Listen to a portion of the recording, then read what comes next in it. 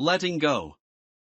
Sitting by the bed, holding my hand, you think my mind is fighting against the decision of my body to quit life's game. My eyes are closed, but I sense your will through the fingers laced tightly around my own.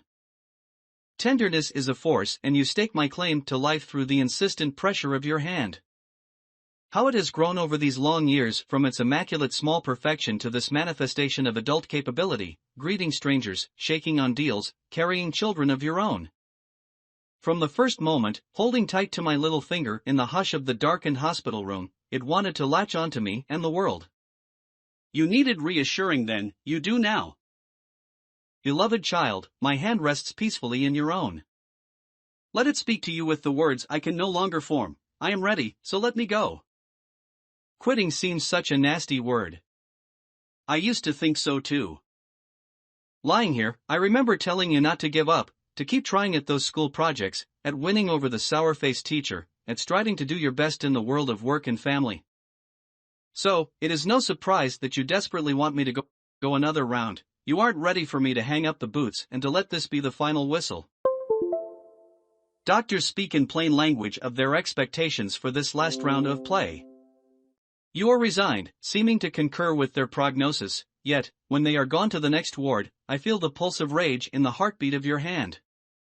It troubles the peace I feel begin to slip about me like the blanket I wrapped you in, our blessed first night together. Beloved child, tuck me into this long sleep. Strength is sometimes a burden. I sense your head bowed with the weight of this demand to fight on for my life. You are a pillar of strength threatened by tides of emotion. Let them come, lay down the boulder of your mighty will and trust me that there is no wrong or shame in this.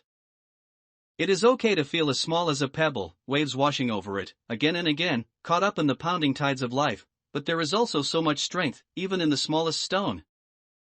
If the doctor's words have lit a fighting fire in you, they have quenched my last longings. I have been delivered from the exhausting expectation to struggle and soldier on. My body has long known the relief of a lie-down, now my mind can too.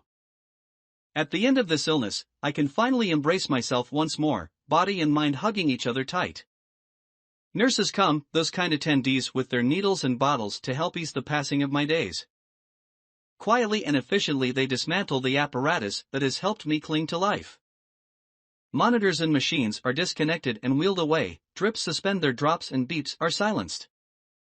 Lifelines are hauled out and I am my own net, catching my life's dreams and memories. Holding them safe inside me, I am ready to let go. Deep within you, I wish for a long-lost memory to stir. Do you think you can remember our first night together? There was noise, so much. The bustle of nurses, the instructions of doctors, machines robotically noted key data while I gasped my ragged breath and blew blast after blast on the trumpet of pain. Everything was laboring and then you shuddered into this world on a wave of love. You added your noise, of course you did, roaring in a way that silenced everything else. I knew I had never heard a more beautiful sound than your firstborn cry. There must have been other noises, temperatures read and recorded, pens scribbling on charts, your armband identification filled in and the blue plastic snapped onto your little wrist, sheets rustling as they were changed and freshly laid, casters clicking on the floor as we were wheeled to another ward, but I was deaf to it all. The only thing that returns to me, in the serenity of now, is the silence we shared as the rest of the world seemed to sleep, those first hours together when it was just us two, with eyes only for each other. Eventually you closed yours and drifted off to sleep. I was beyond exhaustion and yet, watching your little chest rise and fall in a rhythm so wonderfully familiar and new, I pushed tiredness away as I held you closer to me. I wanted that night to never end, to put off that moment when we would be parted for the first time, even if you were just in a crib a few feet from my bed.